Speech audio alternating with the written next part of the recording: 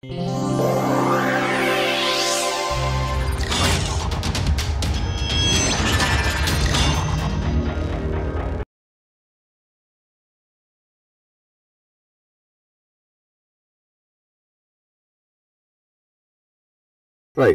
So, we will tie up one of the loose ends that was left in our discussion of the Langevin equation and Fokker-Planck equation and related matters, and this had to do with the possibility that the force on the Brownian particle may be velocity dependent.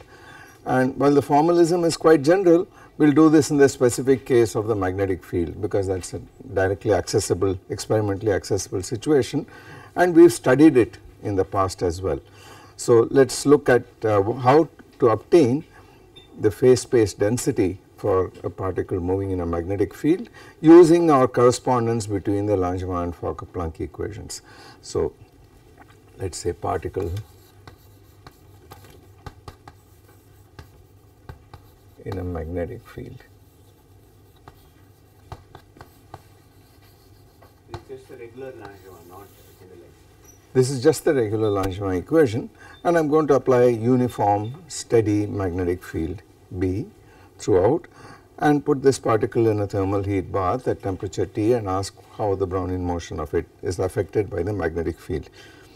So, as usual, all we have to do is to write down the Langevin equation, the pair of Langevin equations for the phase space variables.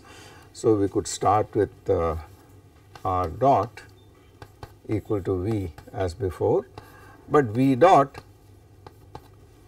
is equal to the friction term, our usual friction term. So, this is minus gamma times V on this side, plus this time there is a force due to the magnetic field, which is the Lorentz force. So, plus Q over M B cross B, that is the systematic part of this force, and then there is the usual noise term. Now, this noise term, we have been writing it as a white noise, and that is the same noise we are going to assume, but now let us ask ourselves physically, you put a set of particles, Brownian particles, in a magnetic field, the field does no work on these particles at all, because the instantaneous velocity and the field are perpendicular to each other, and therefore, as you know, the kinetic energy of the particle does not change, only the direction of its velocity changes and it goes in a cyclotron orbit. So, we expect that whatever be the phase space distribution, we expect that asymptotically as t tends to infinity, the conditional probability density of the velocity or the phase space density, as far as the velocity part is concerned, is going to remain Maxwellian at the same temperature. So, given that, we ask what is the condition necessary for the Maxwellian distribution at the end. We know that the average kinetic energy must be 3/2 kT or whatever it is in this situation, and so we put that in right from the beginning. And how was that implemented? It was implemented by saying that the strength of this noise is related to this dissipation coefficient by this relation which we have already written down many times, gamma is equal to 2m gamma K Boltzmann T. So, we will put that in as we have been doing in all our examples, in which case this becomes plus square root of, if I put that in, 2 gamma K Boltzmann T divided by m, because it was mb dot equal to whatever it was on this side, and this was square root of capital gamma. So, one n cancels and you end up with this times this noise zeta of t, and this zeta of t is a vector valued white noise with 0 mean. So, its properties are zeta I of t equal to 0, and of course, zeta I of t, zeta I j of t prime is equal to delta ij delta of t minus t prime. So, each Cartesian component of this zeta is a delta correlated stationary Gaussian Markov process. Okay. So, this is the set of Langevin equations here. Now, that immediately tells us what the Fokker-Planck equation should be. The fact that you have a velocity dependent force here means that you can't write it like a Smoluchowski equation with the potential and derivative of the potential and so on. But of course we can still take this into account because I call this part of the drift. This whole thing is deterministic, the noise is here, nowhere else. So I have a general formalism which tells me what I should do when I have some arbitrary nonlinear drift and some arbitrary multiplicative noise. But this is a much simpler case, the noise is still additive and the drift is linear even though it is velocity dependent, does not matter at all. So given that, we can identify all the quantities needed in the Fokker-Planck equation. Let us write it out for the velocity alone. So let us look at the velocity distribution alone. This is going to be, now this equation of motion, we can simplify it a little bit, write it in components, and we have already done this earlier. So if I write any one component Vj dot equal to minus gamma Vj plus, and let us put the field in some given direction. So B equal to B times unit vector in some arbitrary direction n. So this becomes QB over m, which is omega cyclotron frequency, that takes care of this factor here, and then V cross B, which is epsilon JKL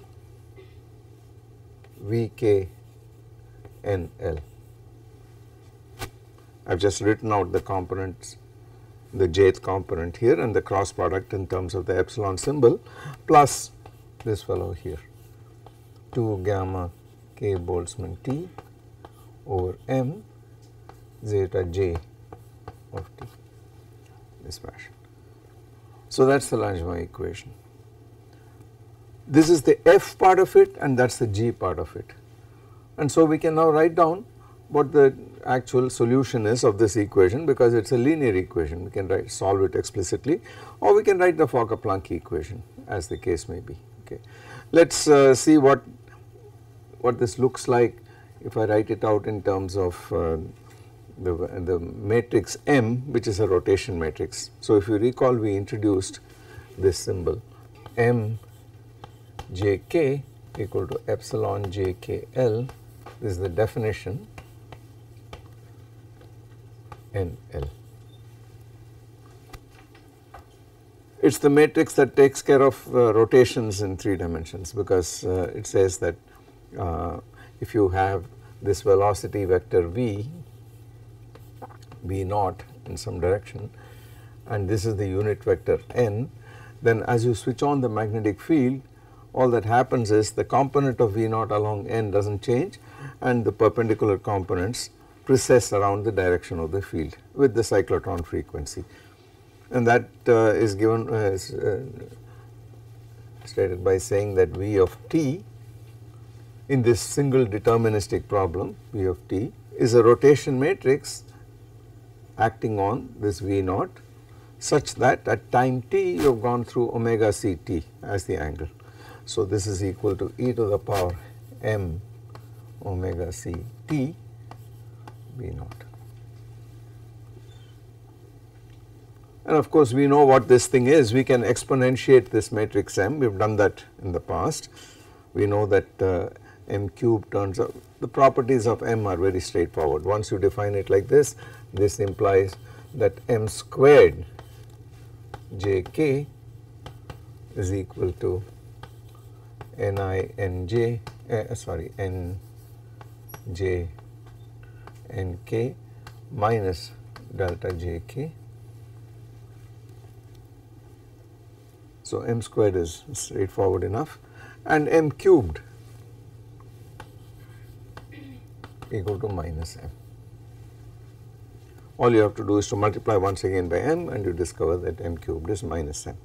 So that is the property of this matrix M. What are the eigenvalues of this M, by the way? Well, what are the eigenvalues of e to the power rotation matrix? I mean, if I define a rotation matrix about the angle n through the angle psi to be equal to, this turns out by the way to be equal to m psi. Okay. We have gone through all the angular momentum generators, etc., put them all in, and finally you end up with the rotation matrix written in this form. This is the simplest way of remembering the rotation matrix in 3 dimensions. What are the eigenvalues of this matrix? Certainly 1 must be an eigenvalue, because if you rotate about the direction n, nothing is going to happen to any vector, right, which is along n. So this means that n itself is one of the eigenvectors, and those vectors along n do not change at all. So 1 is an eigenvalue. Can you have another real eigenvalue? No, because if you did, it means that you have this direction of axis of rotation, say this, and then you rotate, nothing along this axis changes, but all other points vectors must change. If you had another eigenvector which was value which was real, then it is bad news. First of all, no eigenvalue can have a modulus other than 1, because a rotation means no distances are changed between particles. So it must lie on the unit circle, and you cannot have any second real eigenvector at all. And the eigenvalues are plus or minus e to the plus or minus I psi. The 3 eigenvalues of this are 1 e to the I psi, e to the minus I psi. Okay. Yeah? Alright. So this is going to tell you what the rotation does, just precession around this point. And of course if I expand this out, I am going to get a piece using m cubed is minus m, I am going to get a piece which does not change, a piece along b naught, a piece along n, and a piece along b naught cross n. Okay. So that is what this v of t is going to look like, should be a vector here. Right. Now if you put this in a fluid, this Brownian particle, and ask what happens due to the collisions, this velocity, average velocity goes to 0. So all that happens is that the average v of t in a fluid becomes e to the minus gamma t times e to the m omega c t v naught. By this I mean write this as a 3 by 3 matrix, write this as a column vector, and then operate on it. Okay. So this is all that happens for a Brownian particle. Okay. We've already seen this thing go on. So let's see, instead of trying to solve this problem explicitly, let's see if we can get a quick answer. So this is mjk vk. We want to write the FPE. Pardon me? We want to write the We want to write the FPE for this, definitely. So what would the Fokker-Planck equation look like? This would be delta over delta t p of Vt V naught. Let's forget the V naught for a moment, it's understood. The initial condition on this is V naught equal to, so what should I write on this side? Minus, this is the drift term, this is the F here, right? So minus delta over delta Vj of minus gamma Vj plus omega c m j k v k, this fellow on P. Okay. So that takes care of the drift part, and then plus, what should I write here? Well, clearly I should write, pardon me, what should I write? Yeah, it is not del squared V, it is not del squared, because this thing is a Cartesian component, right, and this is a scalar, this quantity here. So what should it be there? It is the diffusion matrix now, obviously you are going to have a diffusion matrix. So this will be some D, let's use D, Dij d2p over delta V, let's call it Jk, Jk Vj delta Vk. And what is djk? This quantity here.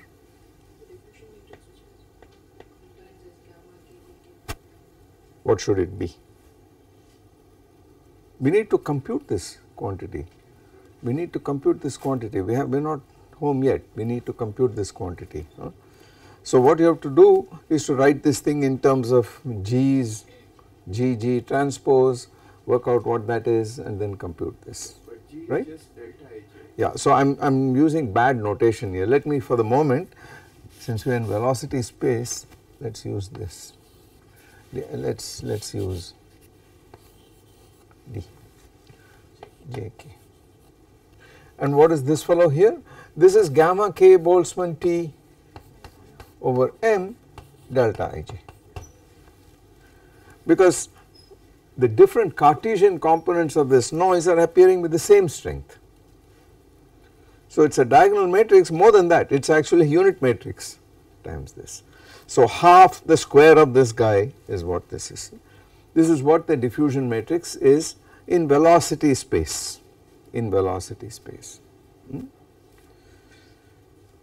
Now it is a simple matter to see if there is an equilibrium distribution, stationary distribution, etc. It will turn out to be the Maxwellian distribution once again. We can solve this equation, by the way. This is like, it is a linear quantity here. So apart from the small complication that the different components are mixed up, this is the Ornstein-Uhlenbeck distribution is the solution for this problem, and it is an Ornstein-Uhlenbeck distribution with a mean which is given by this. Okay. So it is e to the power minus v minus this vector whole squared divided by the variance 1 minus e to the minus 2 gamma t and so on. Okay. Asymptotically it will go to the Maxwellian distribution. So that part is quite straightforward. Okay. The next question is, what is the phase space density going to look like, rho of r comma v? Well, now it is a little more intricate. You have a 6-dimensional phase space. So these objects, this drift matrix and the diffusion matrix will become 6-dimensional, etc. But no sweat, it really does not matter, because you will have this matrix, 6-dimensional fellow, will be of the form, there will be a 0 here, 0 here, and then it is going to be just this. That portion is going to have this D matrix here. So it is not no sweat. I mean, you can write down the big solution in this case. The full solution can be written down. Okay. But now we have an interesting question. What about position space? What happens in position space? What does the diffusion of the particle look like? We already know that when you start with the Langevin equation in phase space, if you go to the diffusion regime, which means T much greater than gamma inverse, or take the high friction limit in which you neglect the inertia term in favor of the dissipation term, and then pretend this is a Langevin equation with a velocity that is essentially white noise, delta correlated, then you can ask what does this Fokker-Planck equation look like, and it gives you a diffusion equation with a diffusion tensor. Okay. There was another way in which we did this. We solved this entire problem. I want to retain some of this stuff. I do not need this. We solved the same problem in another way.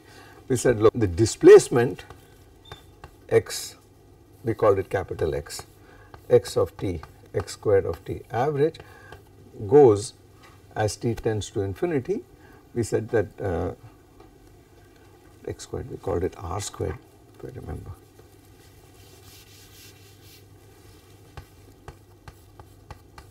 In 3 dimensions. This goes for t much greater than gamma inverse. This goes like the diffusion constant. This fellow here will have some dij, etc., etc. But we found that the diffusion constant was different in the x and y direction, xy direction as opposed to the z direction here. Okay. Now how do we get that?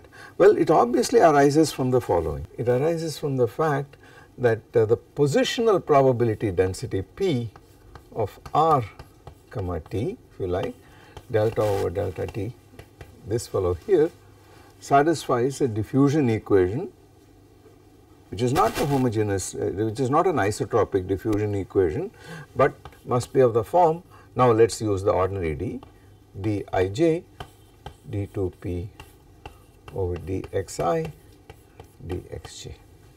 and then you are guaranteed that r squared goes like the sum of x squared goes like d11 times 2d11t plus 2d22t and so on. Okay. We need to find this.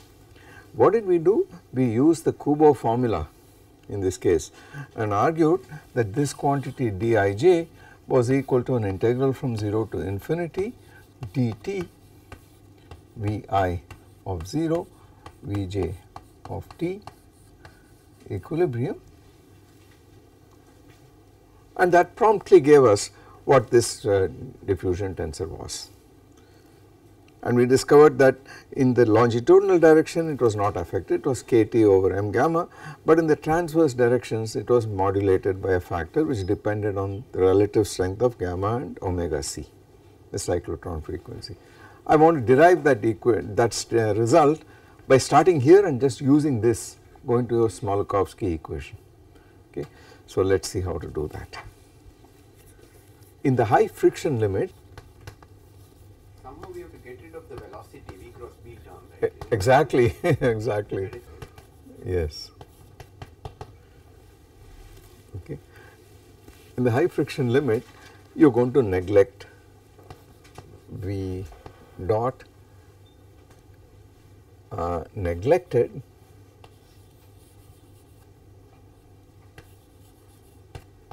in comparison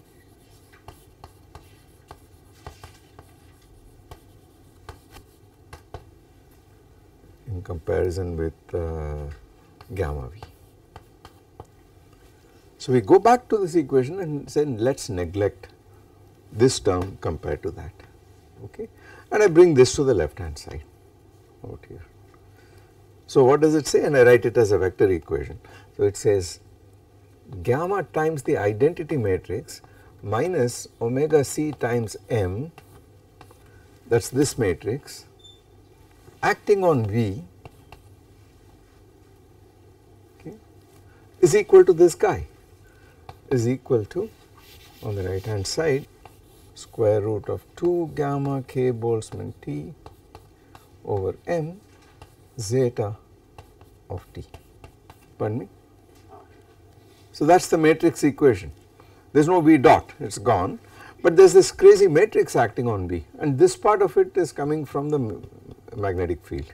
So formally this says r dot equal to square root of 2 gamma k Boltzmann T over m times gamma I minus omega c m, this inverse of this matrix acting on zeta of t.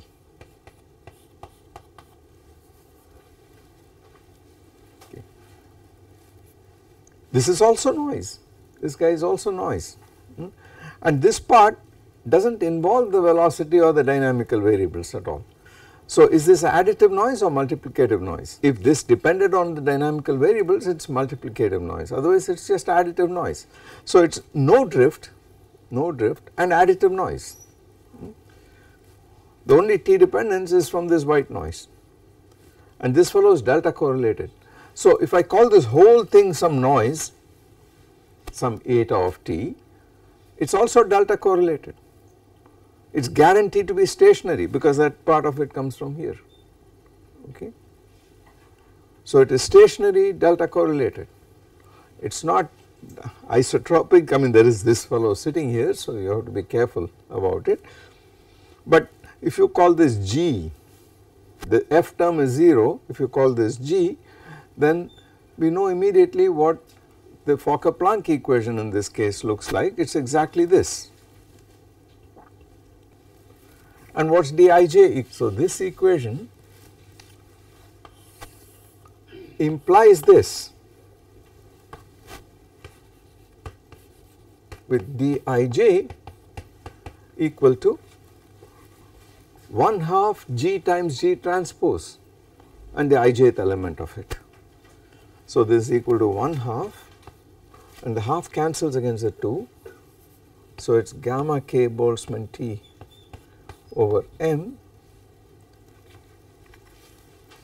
this matrix times its transpose, and you want the ijth element of it. or jkth element, whatever, ijth element of it. So what is that equal to? This is gamma I minus omega c m inverse Gamma I plus omega c inverse, because m is antisymmetric. gamma I, no, no. Why do you say that? The next one is transpose of Oh yeah, sure, but I have written just G, I have to write G transpose. So the ijth element is this times ik and then the kjth element, but of the transpose. So this is again equal to gamma I minus omega c m inverse transpose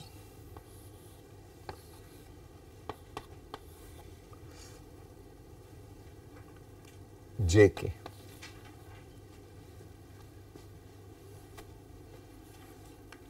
Okay. But this matrix M is an antisymmetric matrix. Epsilon ijk and k is antisymmetric in ing.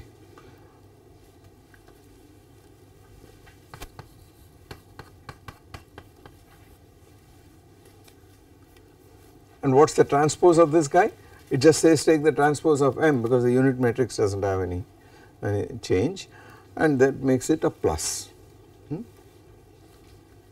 So you permit that I can write this as a plus, and I have taken the transpose. So now we can simplify things. The whole thing is essentially the inverse of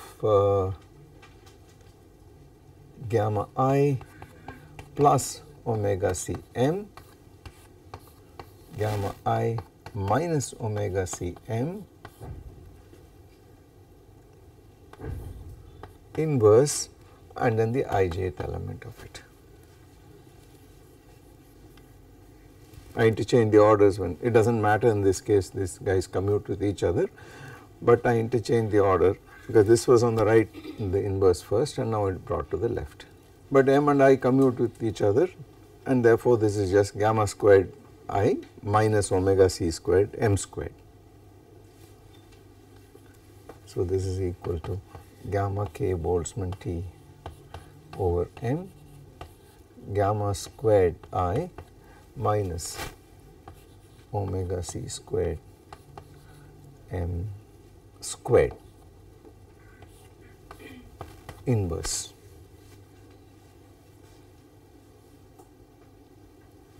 Let us pull out this gamma squared. Yeah. Oh, incidentally, what is the guarantee that this fellow has an inverse to start with? What is the guarantee? M does not have an inverse. What is the guarantee? M itself does not have an inverse because 0 is an eigenvalue. But what is the guarantee that this fellow has an inverse? What is the guarantee that this inverse exists? Yeah, you see, you can treat this gamma as an eigenvalue, gamma over omega c as an eigenvalue of this fellow, and there are no real eigenvalues. So as long as gamma and omega c are real, this fellow can never, the inverse will always exist. Okay, there is no vector such that m acting on it will give you a real number times n. Therefore, this quantity has an inverse. Okay, is that, do you agree? Okay. Alright, so let us pull out this gamma squared and I will write it out as m gamma, and this goes away over gamma squared. And then I want the ijth element of it, of this inverse. Now the matter is very straightforward. So I have dij equal to k Boltzmann T over m gamma. Notice this original diffusion constant has emerged here, but there is going to be dependence on the indices. So inside you have I plus omega c squared over gamma squared m squared plus omega c squared 4 over gamma 4 m4, but m4 is m cubed times m, and m cubed is minus m. So, this becomes a minus m squared.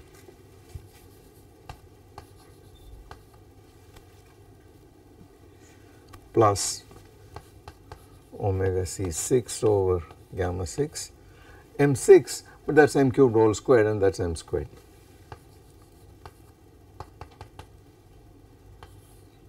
ijth element, which is equal to k Boltzmann T over m gamma times, there is an I, of course, that sits here, plus omega c squared over gamma squared m squared, we take that out,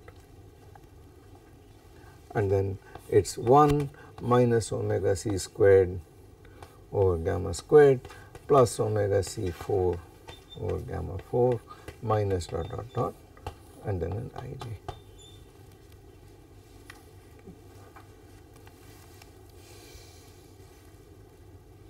This alternating thing says it is 1 over 1 plus this quantity here.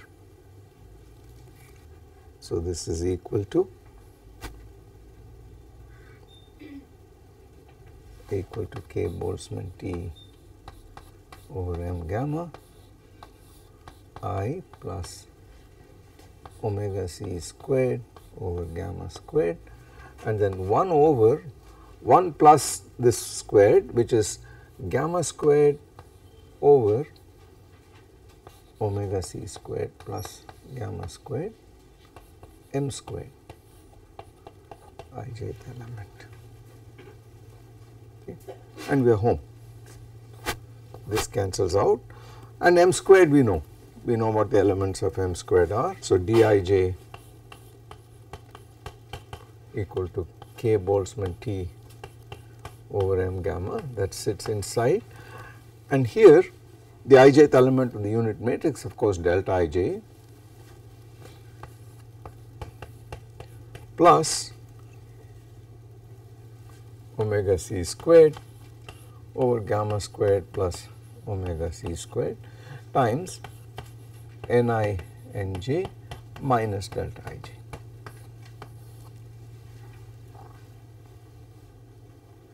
That is it.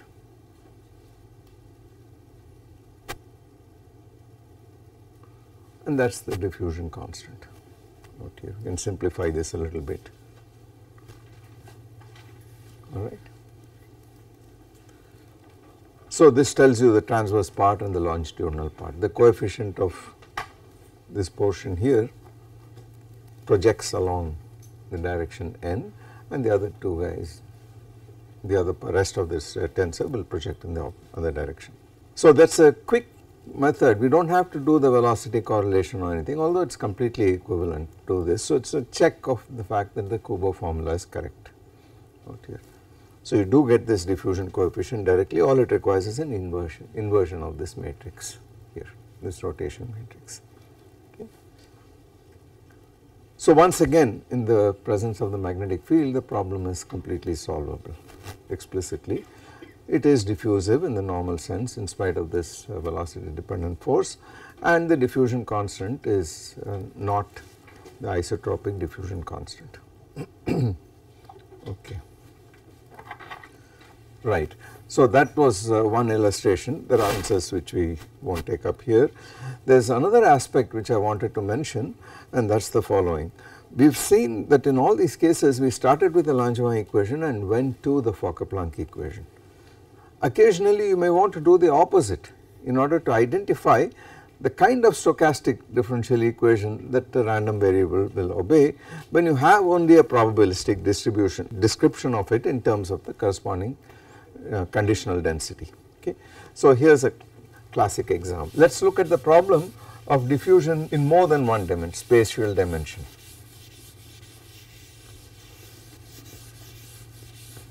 You have no field and so on.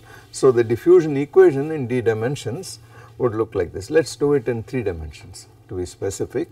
So, you have delta p diffusion in 3 dimension. So, you have delta p of r t over delta t equal to d del squared p of rt. I am interested in asking what is the equation obeyed by the distance from the origin. Okay. I know what the equation is, what the equation, the Langevin equation in this case is for each Cartesian component, but I would like to know what the distance from the origin does. Square root of x squared plus y squared plus z squared, that looks fairly intricate, but let us see how we could answer that. So I look at the diffusion equation and I am going to look at initial conditions which are completely spherically symmetric. So we start at the origin, we start with P of R0 equal to delta 3 of R, and P goes to 0 as R goes to infinity in all directions. So this is the standard diffusion problem in which the solution is known to us, it is a Gaussian, right. So we already know that P, in the absence of boundaries, P of R and T is 1 over 4 pi dt to the power 3 halves e to the minus r squared over 4 dt. This is the fundamental Gaussian solution in 3 dimensions to the diffusion equation. Okay. From here it follows that r squared average is 6 dt and so on. Okay. But I want to know what little r does, the distance from the origin. So that my random variable is this.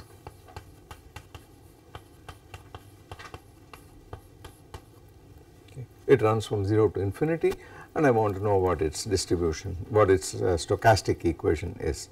Okay. This is a fairly messy thing to do because while the noise is not correlated for different Cartesian components, the moment you go to spherical polar coordinates, things become much more complicated. Well, the first thing I do is to ask what is rho of R and T. This is the, sorry, little r and T. This is the probability density of the vector R. It is another matter that in this case there is no theta or phi dependence because I started with natural boundary conditions which are spherically symmetric and initial conditions which are spherically symmetric. So the solution is also spherically symmetric because the equation is spherically symmetric. The differential operator del squared, the initial condition, the boundary conditions, they all have spherical symmetry, so the solution also has spherical symmetry. Now I want to know the distance here, and that is of course the integral of this P, probability density function, over all angles, and that just gives me a 4 pi factor. Right? R square should come from the measure. And then there is an R squared because you won't not bother about the direction but only the distance. So there is a phase space factor R squared which is crucial, right.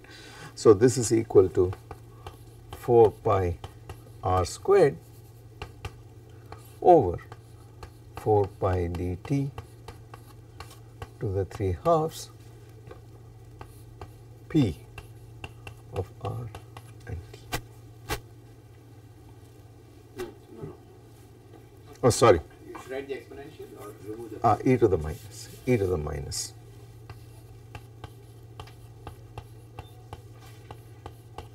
This is equal to 4 pi R squared P of R and T.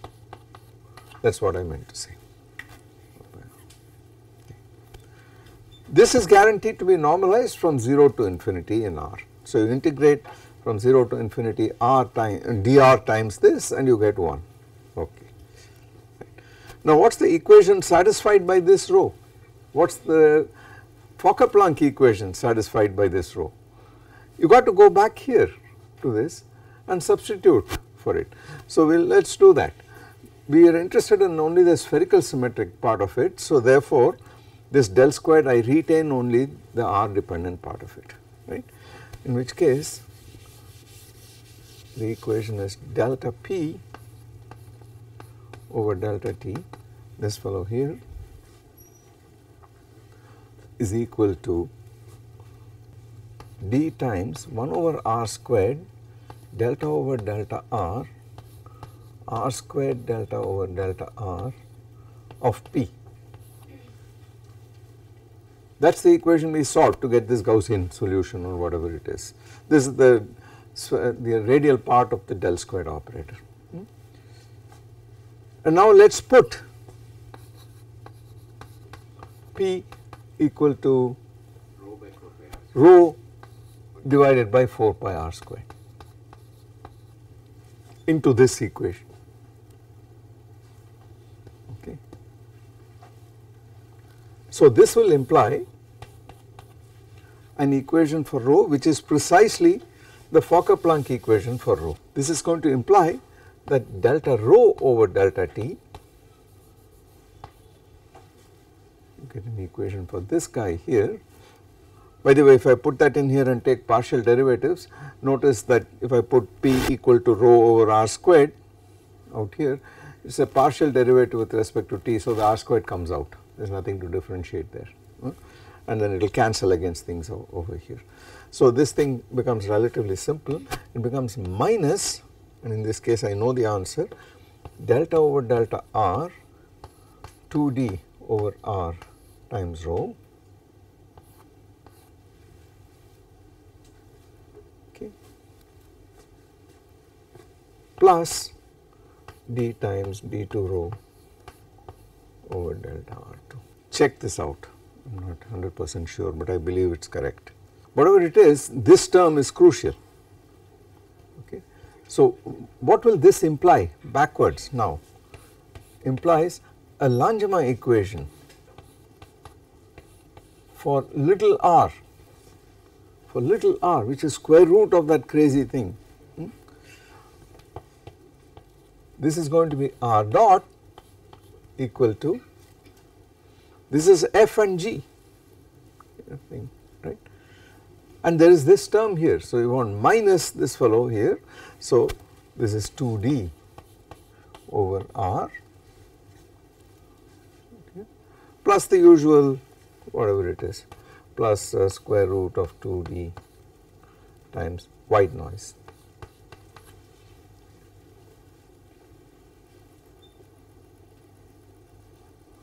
Right. So there is a drift, here which is tending to increase r, and there is no external force, but yet you have a drift. Where is this coming from? For the P there is no such thing, there is no drift, there is no applied force, no potential, nothing, and therefore it had no stable equilibrium distribution, it just went to 0, but here I have done nothing, I have just changed variables. And if this correspondence between the Fokker-Planck and the stochastic differential equation is to be believed, you have a drift term.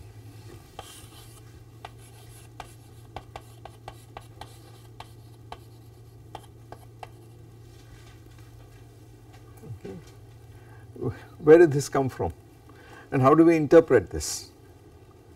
It is telling you that independent of the noise, and of course it is not an independent drift term, so notice that it is not like an external force or anything like that, because d is sitting in there, it is very much there, it is the same d that is sitting here, so these are not unrelated to each other, after all we just change variables.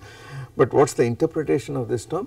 Notice that if you start at the origin, this term is very large close to the origin and is tending to push it away, r dot is positive, so it is tending to push it away.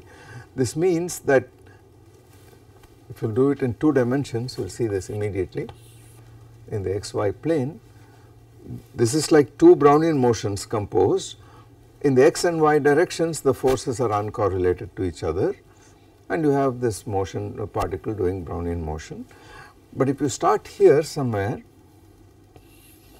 in this place, the tendency is to get pushed out, okay, because this term is fairly large, it is going like 1 over r, and the reason of course is very clear. It says that if you start in a sufficiently small neighborhood of this origin, then due to any fluctuation r can only increase. If r is sufficiently small, in any fluctuation r can only increase. Strictly speaking, at the origin any fluctuation will push it away from it, right. But that is actually true even if you are further away from the origin, because suppose you are here at this point, you can go in any direction with equal probability, and the forces that are uncorrelated are in the x and y directions. So if you draw a little square like this is a heuristic hand waving argument, right. Now all points on the square are equally likely, so to speak, but there are more points outside than inside. If you go inside, it means R decreases, if you go outside, R increases. So that is the drift that is appearing here. Okay. This is the reason why it appears correlated in this case. So you should not, otherwise a priori you should not have such a drift, but you do because of this simple geometrical fact. So while the noise has this Cartesian symmetry, the variable you are looking at is spherically symmetric variable, right. So you have a kind of drift effect here even without an external force or potential. Okay. Similarly, you could write down the equations for if you had a single variable just x and it is undergoing Brownian motion, you can ask what happens to x squared, what does this look like, or in higher dimensions what happens to r squared. So that is an exercise, interesting exercise. Find out what the stochastic equation satisfied by r squared is. So consider r equal to, let r equal to r squared.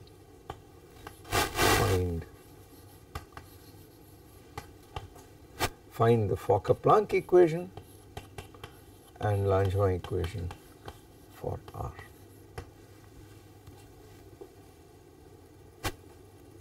Without a square root in this case.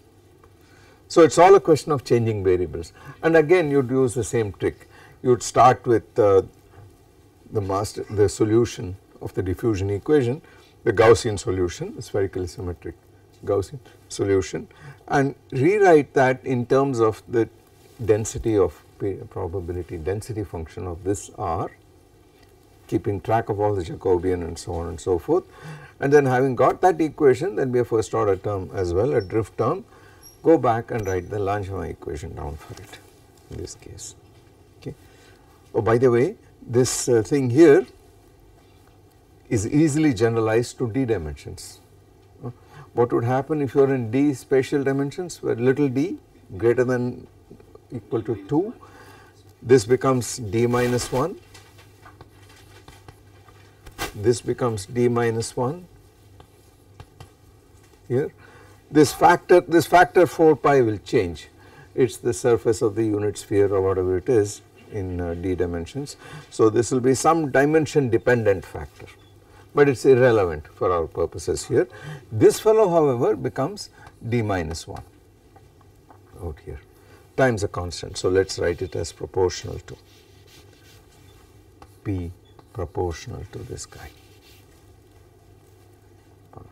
Right. And what happens to the Laplacian? You already wrote that. This is going to be delta over delta r, and then this is 2 will become d minus 1. yeah, exactly. So this factor becomes d minus 1. And r will become d minus 1. This guy here becomes 2 d into d minus 1, and this remains r, that remains r. I do not remember if this is going to change or not, but you can figure that out. Yeah. This constant, but this 1 over r drift is still there, but this depends on this guy here. Okay. And of course it should be like this, because when d equal to 1 is the limit, you just have there is no drift, there should be. Okay.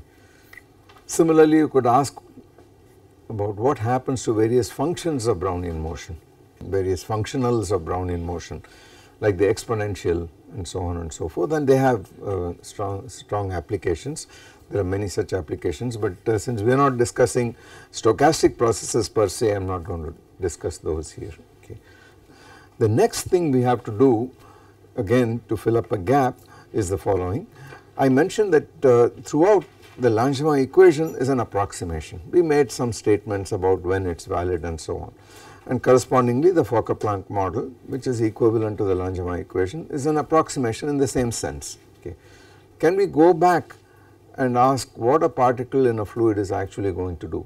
This is a very hard problem, it turns out. Even classically one could make the problem much simpler and ask, what does a particle in a very dilute gas do? What happens if it is removed, knocked out of equilibrium, and can we follow it, find out what its time dependent phase space distribution is, even the one particle stage. Okay. It turns out that you can derive an equation called the Boltzmann equation to describe this, and then from there you can find out what various transport properties are. You can make a connection between the Boltzmann equation and the Langevin dynamics that we have talked about here under specific assumptions, but in a sense the Boltzmann description is more fundamental. It exposes more clearly precisely what are the statistical mechanical assumptions here. So we will try to fill that gap. I will try to give a very short derivation of the Boltzmann equation for a dilute gas. That will be the next topic.